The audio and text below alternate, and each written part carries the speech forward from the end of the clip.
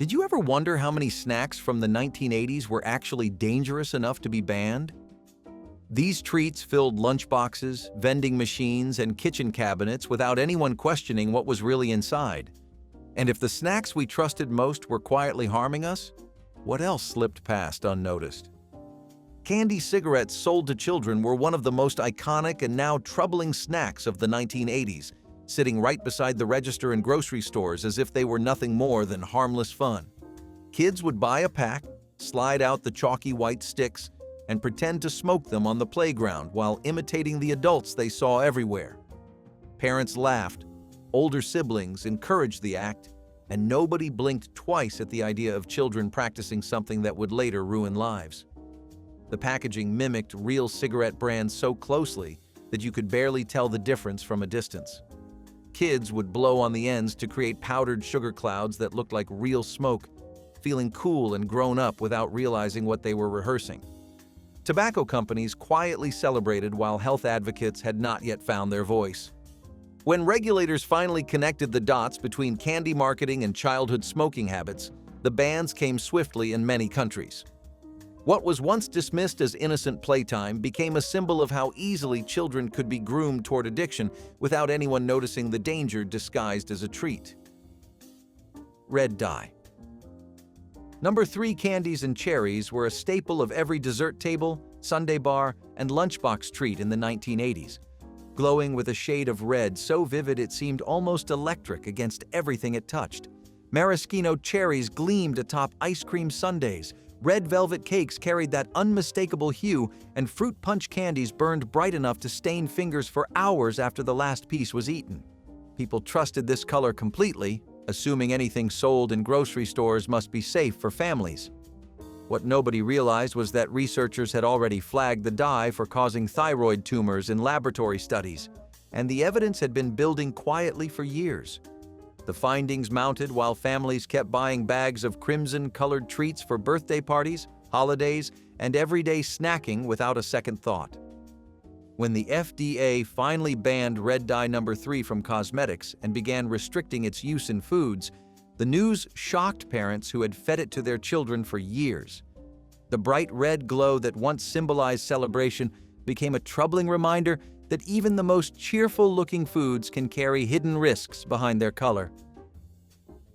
Brominated vegetable oil citrus drinks were a refrigerator staple in the 1980s, filling glasses at kitchen tables across the nation with their fizzy orange and lemon lime flavors. Families gulped down these sodas without hesitation, trusting that a beverage sold by the millions must be perfectly safe.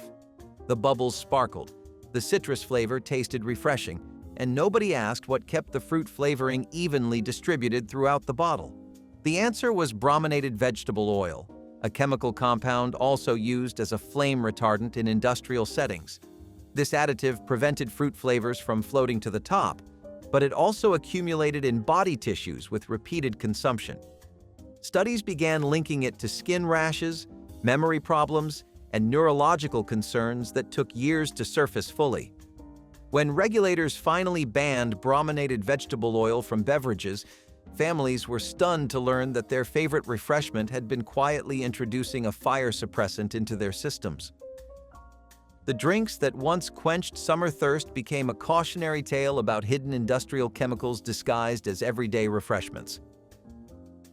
Trans-fat snack cakes and cookies were the darlings of the 1980s snack aisle, wrapped in cellophane and stacked in lunchboxes like treasures waiting to be unwrapped at recess or after school.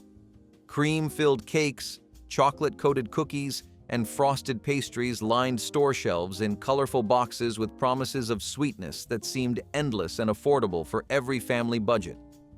Parents packed them for school lunches, tucked them into picnic baskets, and kept boxes stashed in pantries for after-dinner treats that made everyone smile. What made these snacks so irresistible was partially hydrogenated oil, a substance that gave them an impossibly long shelf life and a texture that felt almost too perfect to be real. Nobody questioned why a cake could sit for months without going stale, or why frosting stayed smooth even after weeks in the cabinet. The truth was that trans fats clogged arteries, raised bad cholesterol, and contributed to heart disease in ways no one fully understood until decades later. When the FDA finally banned artificial trans fats from the food supply entirely, the snack cakes that shaped a generation quietly disappeared from shelves forever. Potassium bromate. Bread and rolls sat in every kitchen bread box in the 1980s, sliced thick for sandwiches and toasted golden for breakfast every morning of the week. Families trusted these loaves without hesitation, spreading butter and jam across surfaces so soft they felt almost cloud-like beneath the knife. Bakeries and commercial bread companies loved potassium bromate because it made dough rise higher, created a finer crumb texture, and produced a finished product that looked bakery perfect every time it came out of the oven. Nobody asked what made the bread so impossibly fluffy or why it held together so well during slicing when homemade loaves crumbled at the slightest touch. The secret ingredient was a dough conditioner that researchers would later classify as a probable carcinogen after years of mounting evidence. Studies linked potassium bromate to kidney damage and tumor growth, especially when bread was not baked at high enough temperatures to break down the chemical completely. When countries around the world began banning it from their food supplies, American families were stunned to learn that their morning toast had carried risks nobody discussed at the table. Sulfite-sprayed salad bar produce was one of the most trusted options in 1980s restaurants, sitting under sneeze guards with a freshness that seemed to last all day. People loaded their plates with crisp lettuce, bright tomatoes, and gleaming slices of cucumber, believing they were making the healthiest choice on the menu. What diners never saw was the chemical mist sprayed across the vegetables to keep them looking vibrant long after they should have wilted. Sulfites preserved color and crispness, but they also triggered severe allergic reactions in people who had no idea they were sensitive. Reports of breathing difficulties, anaphylactic shock, and even deaths began emerging from restaurant visits that should have been harmless. Regulators eventually required warning labels and banned sulfite use on fresh produce meant for raw consumption. The salad bars that once represented healthy eating became symbols of hidden preservation chemicals that put unsuspecting diners at serious risk. What looked like farm-fresh produce was actually coated with something that could stop a person from breathing. Allergen-treated apple juice and snacks were marketed directly to children in the 1980s, filling lunchboxes with juice boxes, fruit leather, and applesauce cups that seemed like perfect healthy choices for growing kids. Parents trusted apple products above almost anything else, believing they were giving their children nature's own sweetness in a convenient package. What families did not know was that many apples were sprayed with Allergens, a growth regulator that kept fruit on trees longer and produced those perfectly round shapes grocers preferred to display. Researchers discovered that Allergen broke down into a chemical compound linked to cancer, especially concerning because children consumed apple products at far higher rates than adults relative to their body weight. When the news broke nationally, panic spread through neighborhoods as parents dumped juice boxes, threw out applesauce, and demanded answers from companies that had stayed silent too long. The Allergen scare became one of the defining food controversies of the decade, proving that even the most wholesome-looking snacks could carry dangers invisible to every parent who packed a lunchbox with love. Sassafras root beer barrels were the old-fashioned treats that grandparents kept in crystal dishes and corner stores sold by the handful in the 1980s, carrying a sense of tradition that made them feel timeless and safe. The flavor was unmistakable, earthy and sweet with a hint of something herbal that made it taste like no other candy on the shelf. Kids loved unwrapping the crinkly cellophane and letting the hard candy dissolve slowly on their tongues while that distinctive root beer flavor spread warmth through every taste bud. What nobody realized was that the traditional sassafras flavoring came from saffrole, a compound researchers had already linked to liver damage and cancer in laboratory studies. The same ingredient that made these candies taste authentically old-fashioned also posed serious health risks with repeated exposure over time. When regulators banned saffrole from food products entirely, the original root beer barrel recipe vanished almost overnight from store shelves. Candy makers scrambled to reformulate their recipes using artificial flavors, and the treats that remain today taste different enough that anyone who remembers the originals can tell immediately.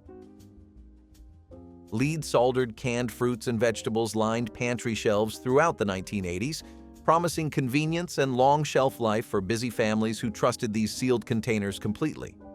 Canned peaches, fruit cocktail, green beans, and corn sat for months waiting to be opened and served at dinner tables across the country.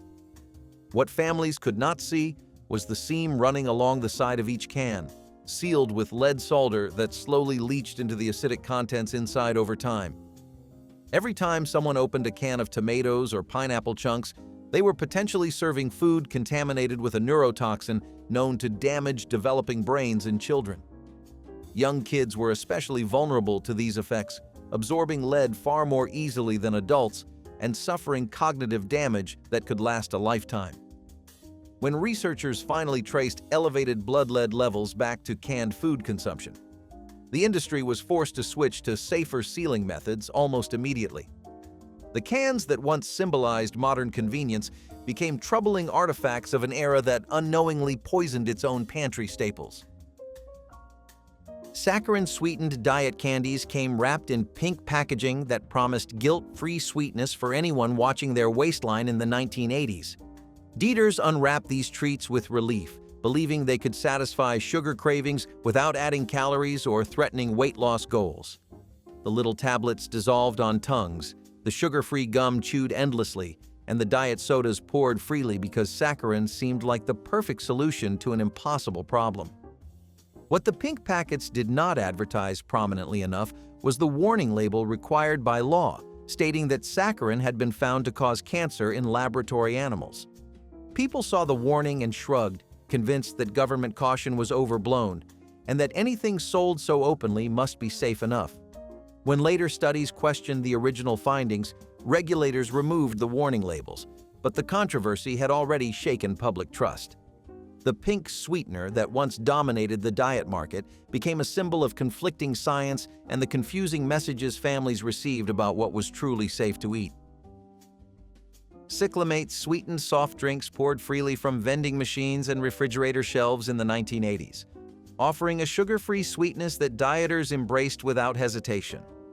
The artificial sweetener had been popular for decades, mixed into sodas, powdered drink mixes, and tabletop packets that families kept beside the sugar bowl. People trusted cyclamate because it tasted closer to real sugar than other alternatives, and nobody questioned why something so convenient would ever be a problem. What most Americans did not realize was that the FDA had already banned cyclamate in 1969 after studies linked it to bladder cancer in laboratory animals. The ban should have removed it from shelves entirely, but imported products and leftover stock continued circulating through certain markets well into the 80s.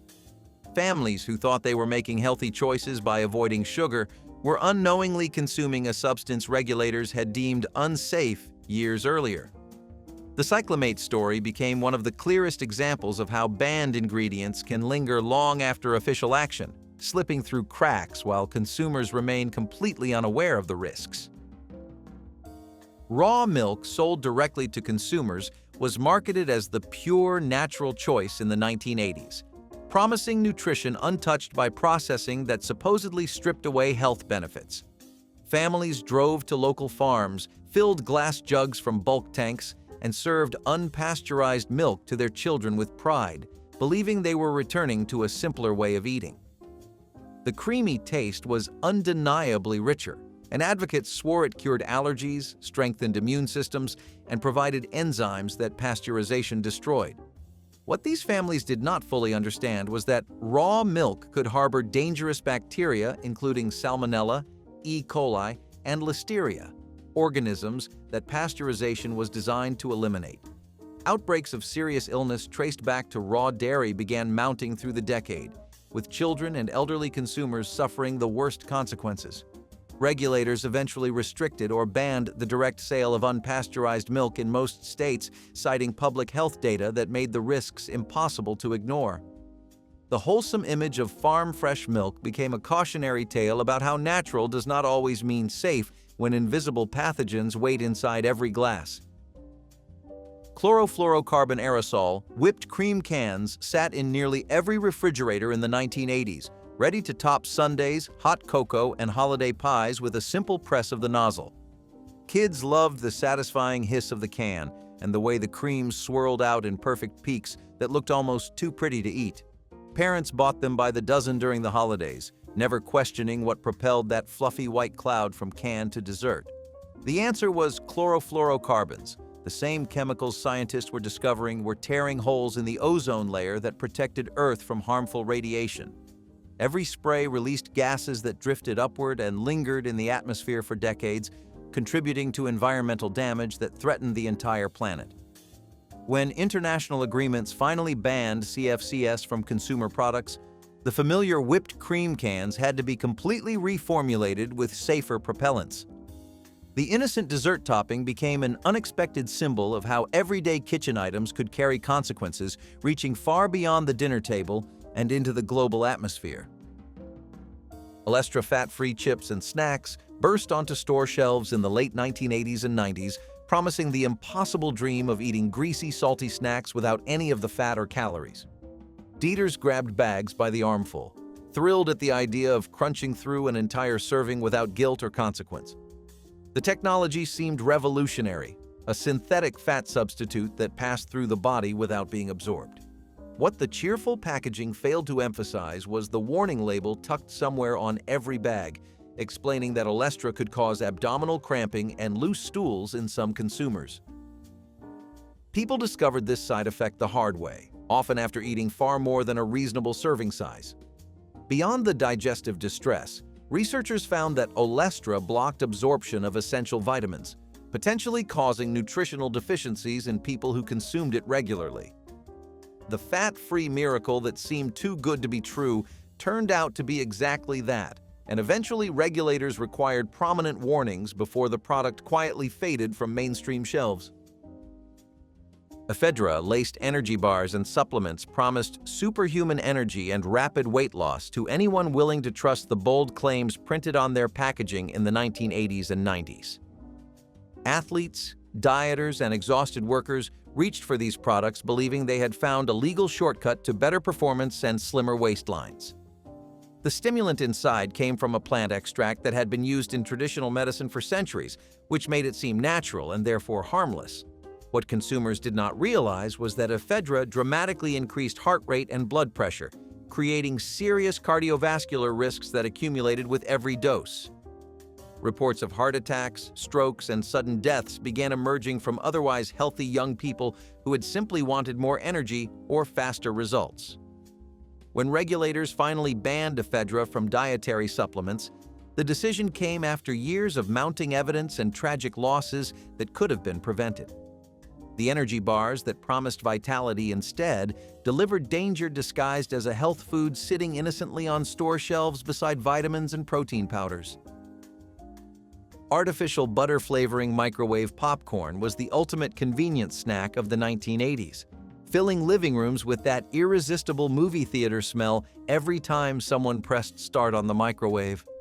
Families gathered around televisions with steaming bags torn open, fingers glistening with that golden buttery coating everyone assumed was perfectly harmless. The aroma was so appealing that people would inhale deeply as the bag opened, savoring the scent before even tasting the first kernel. What nobody knew was that the chemical responsible for that butter smell, diacetyl, was causing serious lung disease in factory workers who breathed it in concentrated doses every day. The condition became known as popcorn lung, a devastating illness that scarred airways and made breathing increasingly difficult. When researchers traced the damage to this single flavoring compound, the entire industry scrambled to reformulate their products and protect workers from exposure. The snack that smelled like comfort and relaxation had been releasing something dangerous into the air of popcorn factories and potentially into kitchens across the country. Unpasteurized apple cider sold at roadside stands and farm markets was an autumn tradition in the 1980s, with families driving through countryside to fill jugs with fresh-pressed juice still cloudy from the orchard. The taste was unmistakably different from store-bought versions, tangy and complex with flavors that seemed to capture the entire harvest season in every sip. Parents believed they were giving their children something wholesome and natural, far superior to the processed juices lining supermarket shelves. What nobody considered was that apples falling to the ground could pick up dangerous bacteria from soil, animal droppings, and contaminated water. Without pasteurization, pathogens like E. coli survived in the cider and multiplied during storage, turning a beloved seasonal treat into a potential health hazard. Outbreaks of severe illness, particularly among children whose immune systems were most vulnerable, eventually forced regulators to require warning labels and restrict sales. The farm stand tradition that symbolized simple country living became a reminder that rustic charm cannot protect against invisible dangers lurking in unprocessed foods. Quinine heavy tonic water mixers glowed under black lights at parties throughout the 1980s, their fluorescent shimmer making cocktails look almost magical in dimly lit rooms. People drank gin and tonics without counting how many they consumed, never imagining that the bitter ingredient giving tonic its distinctive taste could cause serious problems. Quinine had been used for centuries to treat malaria, but the concentrations in some commercial tonic waters far exceeded what modern regulators would consider safe for casual consumption. Heavy drinkers reported vision problems, hearing disturbances, and a condition called synchronism that caused ringing ears, headaches, and nausea.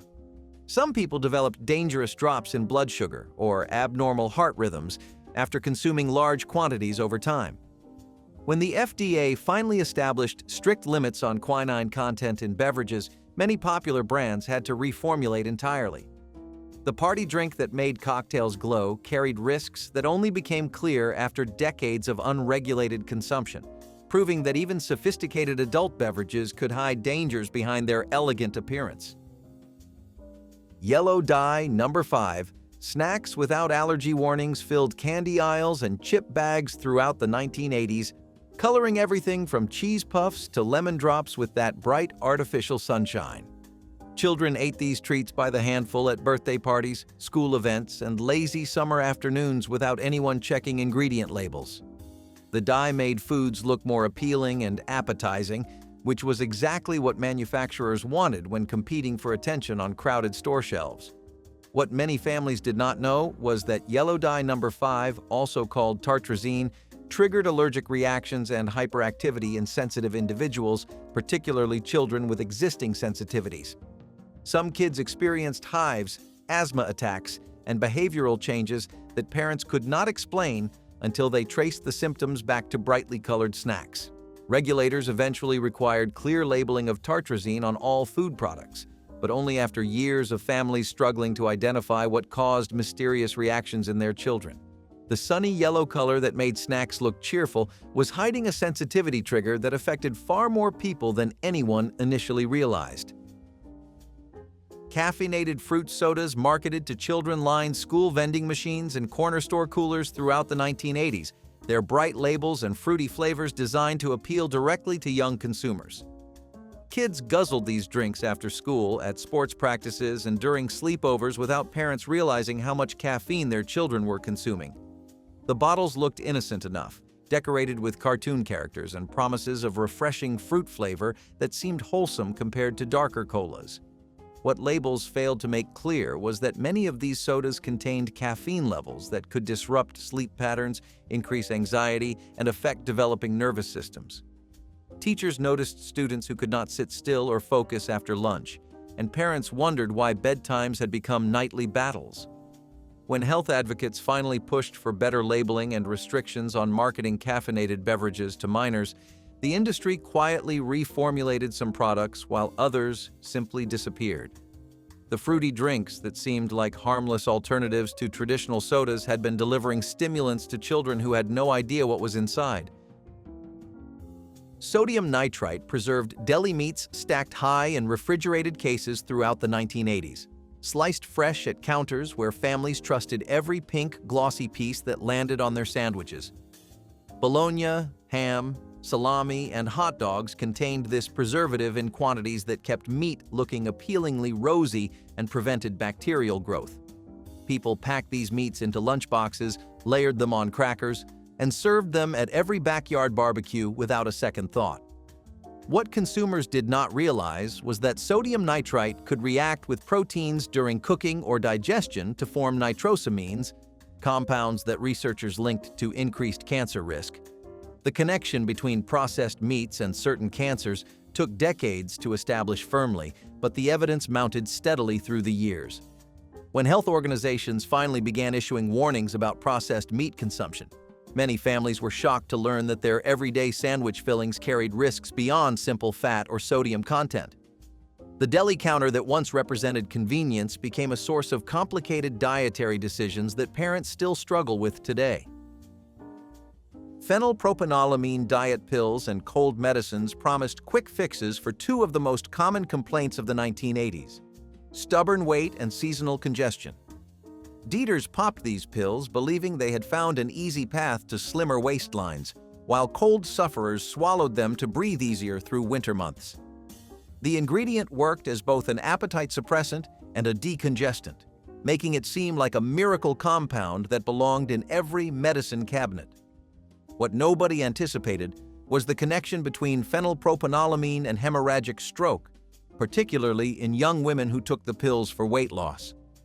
The strokes came suddenly and without warning, devastating families who never imagined an over-the-counter product could carry such catastrophic risks. When the FDA finally pulled phenylpropanolamine from the market, the announcement sent shockwaves through households that had trusted these pills for years. The diet aids and cold remedies that once seemed perfectly safe became cautionary examples of how popular medications can hide dangers that only surface after widespread use reveals patterns too serious to ignore. Artificial maple flavoring breakfast syrups poured thick and sweet over pancakes and waffles in the 1980s, their amber color and rich taste making every morning feel like a special occasion. Families squeezed these bottles without questioning what created that distinctive maple flavor when real maple syrup cost so much more. The answer was a cocktail of artificial flavorings, colorings, and preservatives designed to mimic nature at a fraction of the price. Some formulations included chemicals that would later face scrutiny for potential health effects, particularly when consumed regularly by children whose smaller bodies processed these additives differently than adults. The syrup sat on every breakfast table, soaking into every bite, accumulating in systems that trusted every golden drop. When regulations began tightening around certain artificial ingredients, many familiar brands quietly reformulated their recipes. The bottles looked the same, but the contents changed to meet new safety standards that acknowledged what scientists had learned about long-term exposure to synthetic flavor compounds in everyday foods. Hexachlorophene antibacterial baby products lined nursery shelves throughout the 1980s, promising parents the ultimate protection against germs that might threaten their newborns. Baby soaps, powders, and lotions containing this powerful antiseptic were marketed as essential tools for keeping infants clean and healthy. Mothers bathed their babies daily with these products, believing they were providing the best possible care during those fragile first months of life. What these parents did not know was that hexachlorophene absorbed through infant skin far more easily than through adult skin, accumulating in tiny bodies with each bath. Studies eventually revealed that high concentrations could cause neurological damage, particularly in premature babies or those bathed frequently with the concentrated formulas.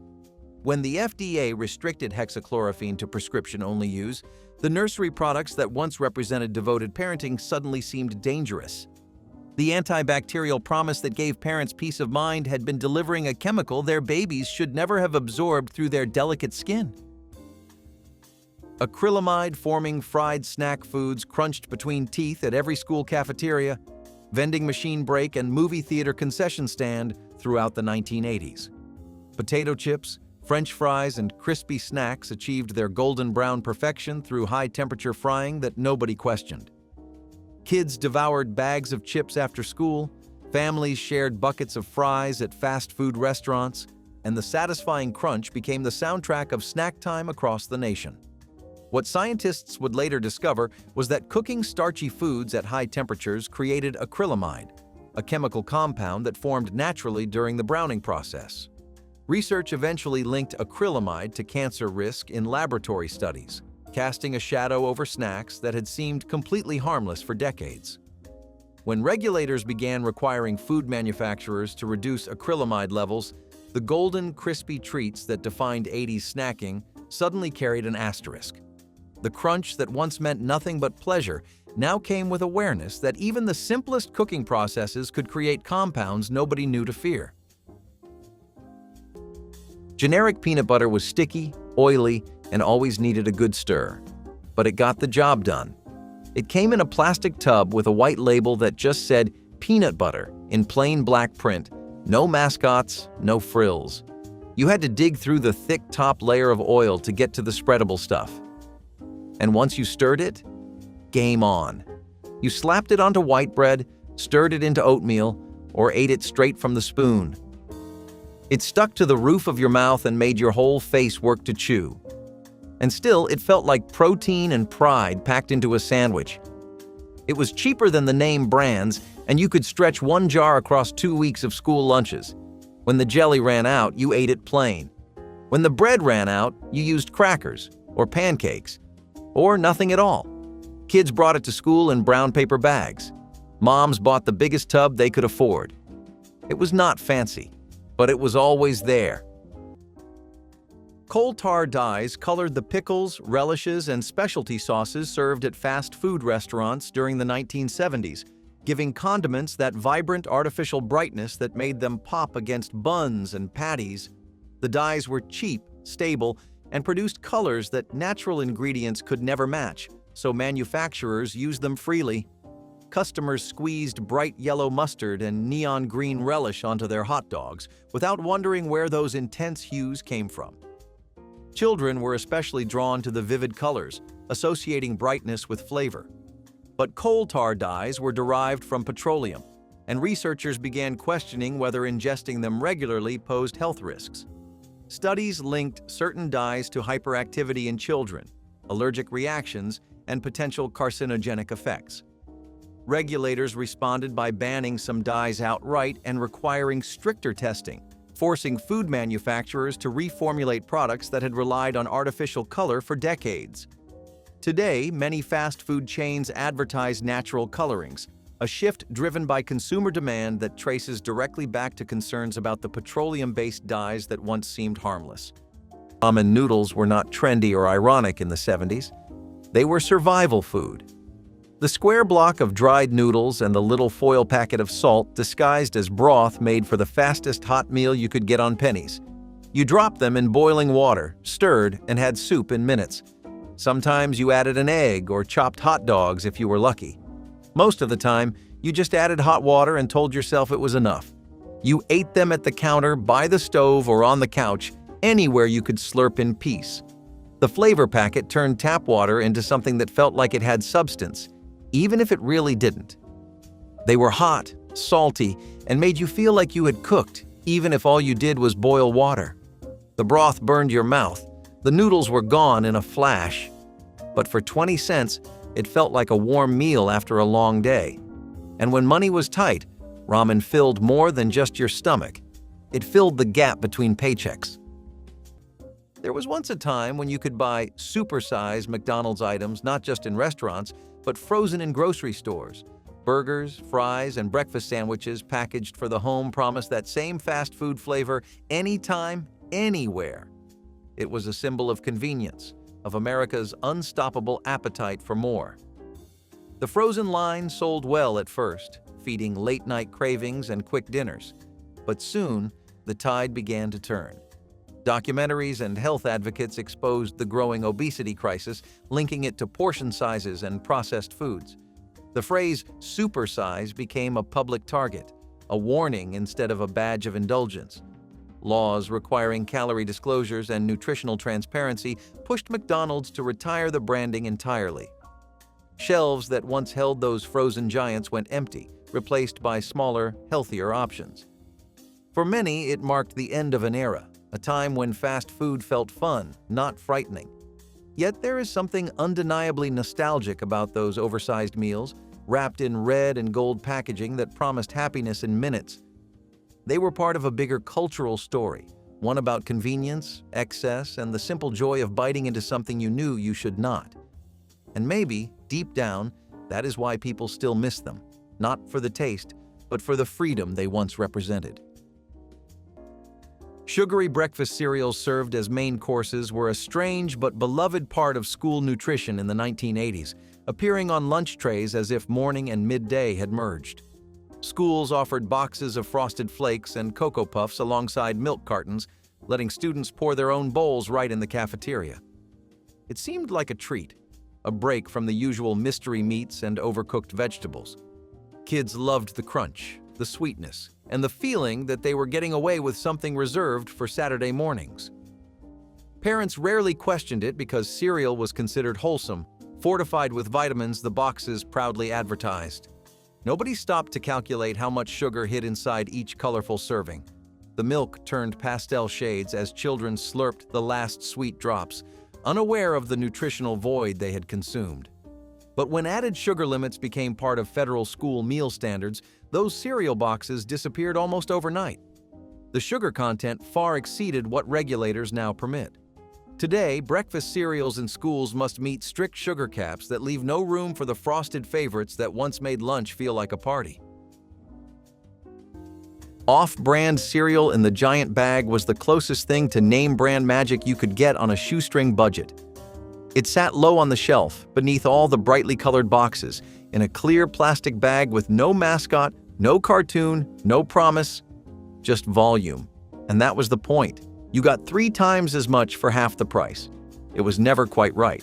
Fruity Rings instead of Fruit Loops, corn squares instead of Chex, but if you squinted, it still looked like breakfast. You poured it into the same old bowl, added milk, and pretended.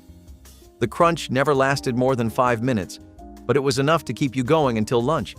And even when the taste was off, it still came with the comfort of something sweet and fast. Sometimes it was too sugary. Sometimes it was bland. But you kept eating it day after day because it was there. No prize inside, no maze on the back, just food that filled your stomach and freed up a little more room in the grocery budget. Moms bought it because it stretched. Kids ate it because they had to. And if the bag got torn, you clipped it shut with a clothespin and called it good. Because in the 70s, good enough was plenty. Raw egg milkshakes blended fresh at the counter were a protein-packed treat that bodybuilders and health enthusiasts ordered at fast food joints during the 1970s. Some restaurants advertised the addition of raw eggs as a nutritional boost, cracking shells directly into the blender alongside ice cream and flavored syrup. Customers watched the process with satisfaction, believing they were getting something extra that set their shake apart from the standard menu offering. The eggs made the texture richer and the drink feel more substantial, a meal replacement disguised as dessert. But raw eggs carry salmonella bacteria that cooking eliminates, and consuming them uncooked posed a genuine risk that most customers never considered. Outbreaks of salmonella linked to raw egg consumption eventually pushed health departments to ban the practice in commercial food service. Restaurants quietly removed the option from their menus, and the raw egg shake became a relic of an era that treated food safety far more casually. Today, the idea of cracking a raw egg into a fast food blender feels genuinely alarming, though it was once considered a healthy upgrade. Kool-Aid packets were 10 cents of pure power. You stood in front of that shelf full of little envelopes and picked your color. Not your flavor, your color. Red, purple, blue.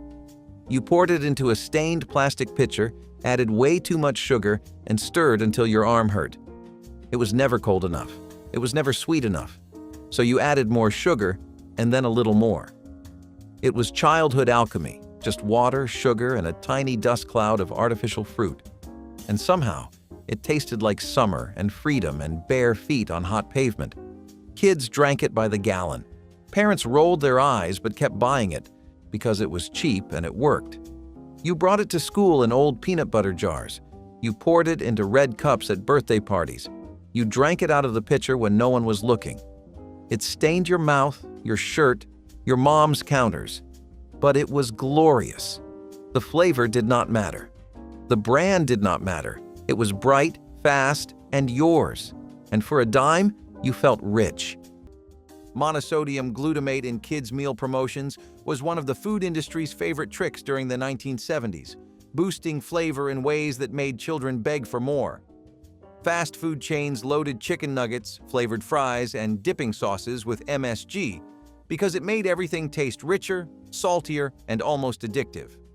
Parents had no idea that the ingredient their children craved was specifically engineered to trigger intense flavor responses that natural foods could not match. The meals came with toys, cartoons, and colorful packaging that made the whole experience feel innocent and fun. Kids ate eagerly, asking for seconds, while MSG quietly amplified every bite. When researchers began reporting headaches, flushing, and other reactions linked to high MSG consumption, public concern grew rapidly.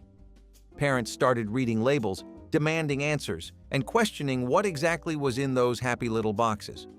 Regulatory pressure mounted, and many chains quietly reduced or removed MSG from their most child-focused offerings.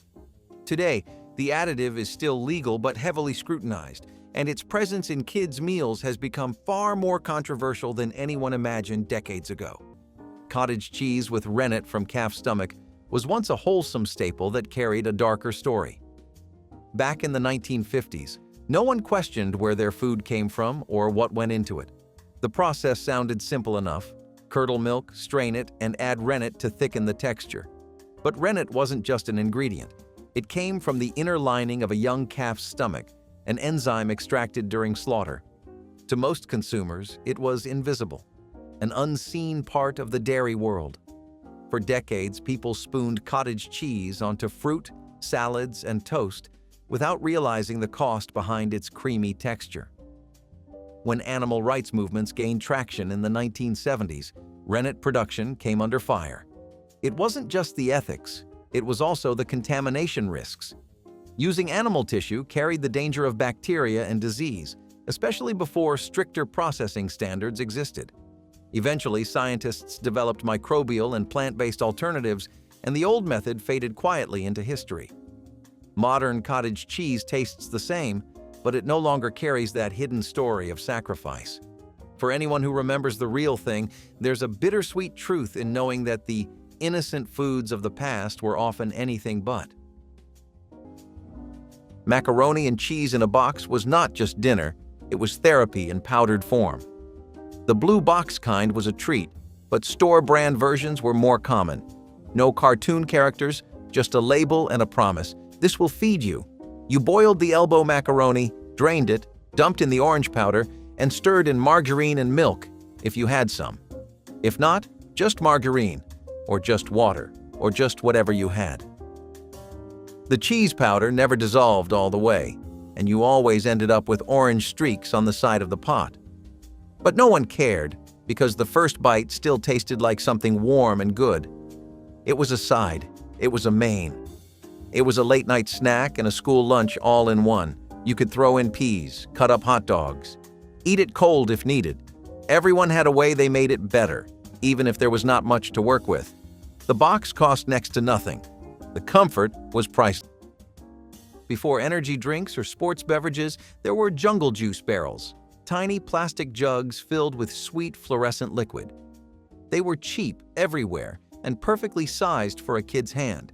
The foil tops peeled back with a satisfying pop, releasing a sugary scent that screamed childhood. You could buy a handful for the change in your pocket, clutching them like treasure all the way home. The colors, bright blue, cherry red, electric green, felt alive, like liquid candy glowing under sunlight. Kids would trade flavors at lunch tables, sipping victory through tiny straws. But those bright colors and low prices came at a cost.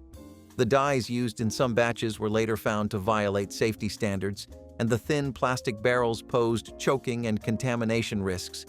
The Food and Drug Administration cracked down, and the barrels disappeared from stores.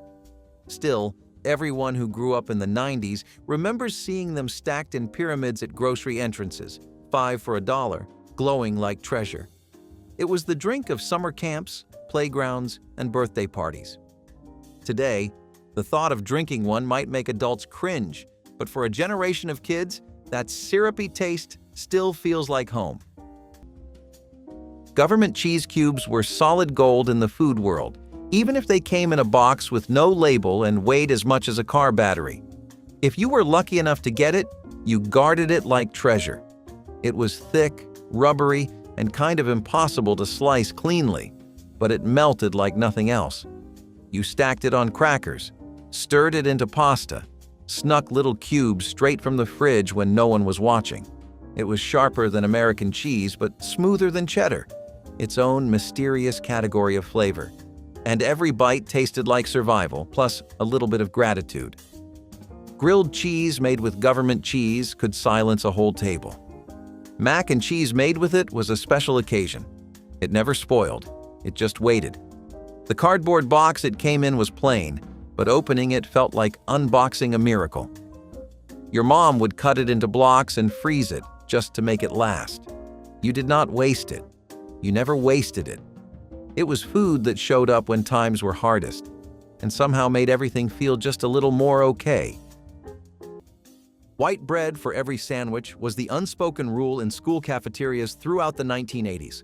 Soft slices that held together peanut butter, bologna, and whatever else lunch workers assembled each morning. The bread was pale, pillowy, and completely devoid of anything resembling whole grain nutrition. Kids loved it because it was familiar, the same bread their mothers used at home, the same texture they associated with comfort and normalcy. Nobody questioned whether refined flour was good for growing bodies because nobody thought about bread as anything other than a vehicle for fillings. Schools bought it in bulk because it was cheap, lasted long, and never drew complaints from picky eaters. The sandwiches stacked up on trays by the hundreds, wrapped in plastic or nestled in paper boats, waiting for hungry students who never imagined their bread choices mattered. But when nutrition science caught up with cafeteria menus, white bread became a symbol of everything wrong with school lunches. Federal mandates now require that at least half of all grains served in schools be whole grain rich, effectively banning the pure white bread that once dominated every lunch line. Store-brand white bread was soft, cheap, and smashed flat the second you touched it, but it made everything work. You could get a whole loaf for less than half the price of name brands, and it lasted just long enough to get through the week. It stuck to peanut butter, disintegrated in soup, ripped if you tried to spread cold margarine across it. You could roll it into a ball, mash it with sugar, or fry it in a pan and still call it a meal. It was bland but dependable, the canvas for every poor kid sandwich ever made. Sometimes it came pre-sliced, sometimes it did not, but either way, it got used down to the last heel. But it was the base of every sandwich, toast, or late-night snack you could dream up. Fold it in half, and it became lunch. Toast it, and it felt like breakfast. There was no pride in it, but there was no shame either. It was bread, and when the shelves were almost bare, it meant no one would go hungry that day. Saccharine packets without cancer warning labels sat in small glass dispensers on every fast food table during the early 1970s, offered freely to customers who wanted sweetness without sugar. Dieters shook the little pink packets into their coffee and iced tea, believing they had found a guilt-free solution to their cravings. The artificial sweetener had been around for decades, trusted by millions, and nobody imagined that regulators were about to require warning labels on every package. When studies suggested a possible link to bladder cancer in laboratory animals, the government mandated labels that shocked consumers. Suddenly, something that felt harmless came with fine print that made people pause before tearing open the packet. Fast food restaurants continued offering saccharin, but customers now faced an uncomfortable choice with every cup of coffee. The warning labels remained in place for years, creating confusion around a sweetener that many still use daily. Today, the labels are gone after further research softened the concerns. But the memory of that regulatory whiplash lingers as a reminder that approved additives can fall under sudden suspicion. Canned Vienna sausages were tiny, weirdly soft, and came packed in a salty gelatin that defied all explanation, but they were cheap and easy. You cracked open the can, drained the goo, and dumped the little pink sausages onto a plate, or a piece of bread, or just ate them straight with your fingers. They did not taste like real meat, but they tasted like something. They had a bounce to them, a strange, spongy texture that somehow grew on you over time. You could mash them, slice them, or skewer them with a toothpick and call them hors d'oeuvres. And when you were a kid, nothing beat the feeling of getting your own can, like it was made just for you. And in a world where something was sometimes all you could get, that counted. Kids loved them, adults tolerated them. Everyone had a can or two in the back of the cupboard. Because if all else failed, Vienna sausages still delivered calories, protein, and the strange comfort of food that never went bad. Canned Vienna sausages were tiny, weirdly soft, and came packed in a salty gelatin that defied all explanation, but they were cheap and easy. You cracked open the can, drained the goo, and dumped the little pink sausages onto a plate, or a piece of bread, or just ate them straight with your fingers. They did not taste like real meat, but they tasted like something. They had a bounce to them, a strange, spongy texture that somehow grew on you over time. You could mash them, slice them, or skewer them with a toothpick and call them hors d'oeuvres. And when you were a kid, nothing beat the feeling of getting your own can, like it was made just for you. And in a world where something was sometimes all you could get, that counted. Kids loved them, adults tolerated them. Everyone had a can or two in the back of the cupboard. Because if all else failed, Vienna sausages still delivered calories, protein, and the strange comfort of food that never went bad. Hot dogs in bulk packs were a fridge staple, the kind of thing that felt like a full meal even when it technically was not. You could buy a pack of 12 for less than $1 and stretch it across a week with enough bread and ketchup. Some families boiled them, some fried them, some ate them cold, right from the pack. They were made of who knows what, but they were salty, warm, and filled your belly fast. They were lunch, dinner, snacks, and sometimes even breakfast, just sliced and fried with eggs if you had any. You could make 3 meals out of 2 hot dogs if you knew how to stretch it right. They made you feel like you were eating meat, even when the label made you suspicious. You could put them in a bun, slice them into beans, or roll them up in a piece of white bread if that was all you had. Hot dogs were the utility players of working-class kitchens. They made dinner possible when the fridge was looking empty. They were always there, quiet, dependable, and ready to be anything you needed them to be. Partially hydrogenated vegetable shortening was the invisible ingredient that made everything in the cafeteria taste better, richer, and more satisfying than it had any right to be. Cooks used it for frying, baking, and greasing every pan that produced the foods children loved most. The shortening came in large containers beside industrial stoves, scooped out by the cupful and melted into recipes passed down through decades of school food service. Nobody questioned it because nobody knew there was anything to question. Trans fats extended shelf life, improved texture, and cost far less than butter or other alternatives. The cookies were flakier, the pie crusts more tender, and the fried foods crispier because of this single ingredient that touched nearly everything on the menu. But scientists discovered that trans fats raised bad cholesterol while lowering the good kind, creating a cardiovascular danger that lurked in every bite. When evidence became undeniable, regulators banned partially hydrogenated oils entirely. School kitchens had to reformulate everything, replacing the shortening that had defined cafeteria cooking for generations. The foods remain, but they taste different now. Cereal boxes with actual toys inside were the ultimate treasure hunt for kids. Every morning, siblings fought over who got to dig through the cereal first, hands plunging deep into the box for a plastic ring or tiny car. The toys were part of childhood, as iconic as the cereals themselves. For companies, it was genius marketing. Sell sugar and joy in the same package. Parents saw harmless fun, and kids saw magic. But buried in all that excitement was a small, overlooked danger. Toys small enough to swallow, hidden in the very food they ate. But behind the fun was a danger no one saw coming. Some of the small prizes caused choking incidents, and regulators finally cracked down. What began as clever marketing turned into a public safety issue. The toys disappeared, replaced with paper coupons or codes printed inside the box. Breakfast lost a bit of its magic, replaced by the dull reality of safety regulations. For parents, it was relief. For kids, it was heartbreak.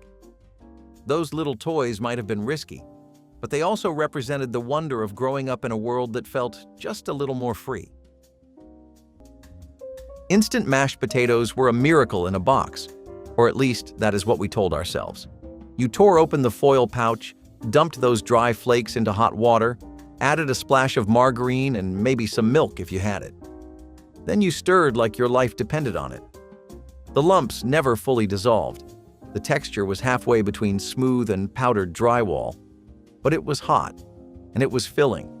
And if you topped it with gravy from a can, or just pan drippings and a little salt, it suddenly felt like something closer to Sunday dinner.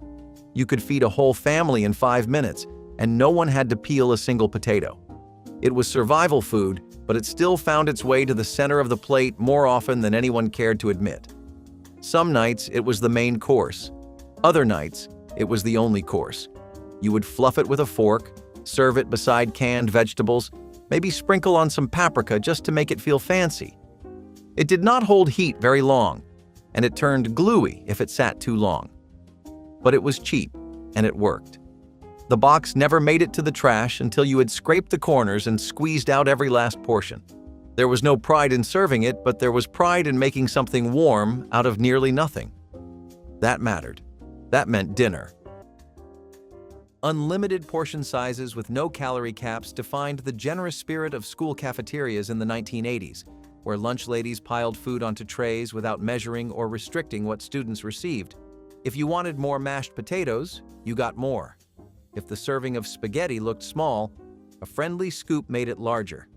Schools operated on the philosophy that growing children needed fuel, and fuel meant food without limits. Nobody tracked calories because nobody thought calories mattered for kids burning energy on playgrounds. The lunch line moved fast, and portions reflected whatever fit on the tray rather than any nutritional calculation. Some students ate modest amounts while others piled their plates high, and both approaches were accepted. But childhood obesity rates began climbing in ways that alarmed health officials.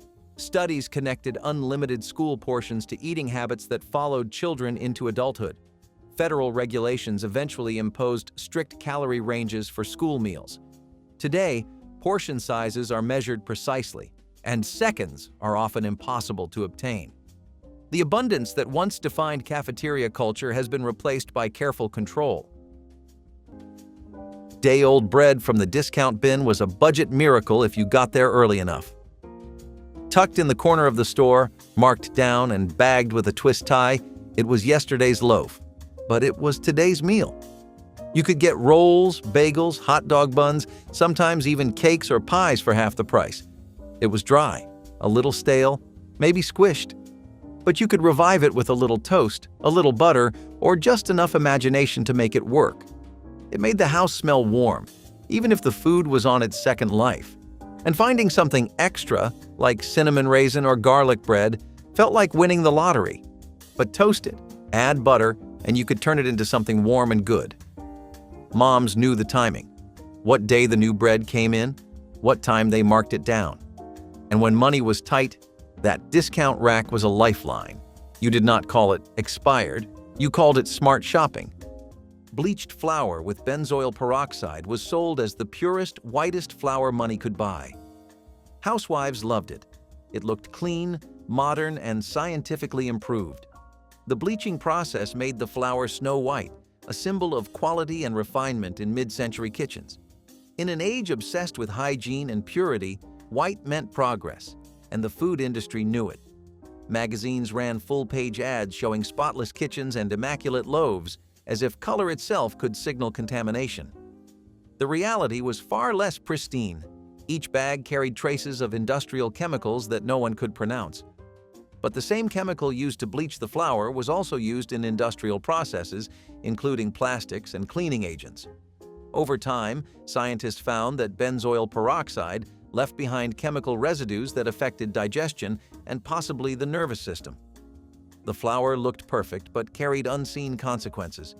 Bakers noticed something too. The bread made with it tasted flat, lifeless, and oddly sterile. By the time regulators banned the practice, America had learned another hard truth. Food does not need to look perfect to be good. Natural color, once seen as old-fashioned, became a mark of authenticity. The ghost white loaves of the 1950s gave way to the golden brown of something real again. Salisbury steak drenched in high-sodium gravy was the kind of cafeteria comfort food that made even picky eaters clean their trays in the 1980s. The oval-shaped patties arrived swimming in thick brown sauce that glistened under serving line lights, looking like something from a home-cooked dinner. Kids loved how the gravy soaked into everything it touched, turning mashed potatoes into a savory puddle and making even overcooked vegetables taste acceptable. Lunch ladies ladled it generously, sometimes giving extra to students who asked politely. The saltiness was part of the appeal, that rich, almost addictive flavor that made you want to scrape every last drop from your tray. Nobody questioned the sodium content because nobody thought about sodium at all. It was simply good food that filled bellies and kept students happy through afternoon classes. But when nutritionists examined what schools actually served, the sodium levels in that beloved gravy raised immediate alarms. Federal guidelines now cap sodium strictly, and the gravy that once defined Salisbury Steak Day has been reformulated into something far less indulgent. If any of these banned 80s snacks stirred a memory or a shock, share your story in the comments, tap like to spread the word, and subscribe so you never miss the hidden history behind what we used to eat.